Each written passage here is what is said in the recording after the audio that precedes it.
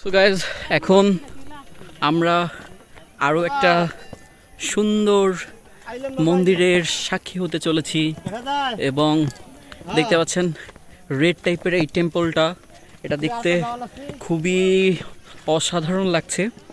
And আরেকটা specific reason এখানে বলা যায় যে যেহেতু ওঠানামার পথে আপনি যদি শুধুমাত্র একটা টেম্পল দেখেন সেক্ষেত্রে আপনার মাঝে মাঝে বোরিং ফিল হতেই পারে, বাট আপনি যখন এই রেড কালারটা দেখবেন তখন কিন্তু রেড কালার মূলত হচ্ছে বিপ্লবের প্রতীক, ইন্সপিরেশনের প্রতীক। সো রেড কালারটা দেখলে আপনার মাইন্ডের মধ্যে থাকা কি বলে যে ঝিমিয়ে পড়া ব্যাপারটা, ওই ব্যাপারটা কিছুটা হলেও রিমুভ হবে, হ্যাঁ?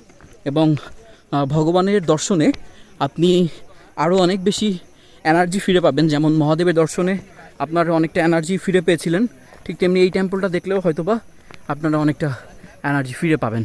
I think so.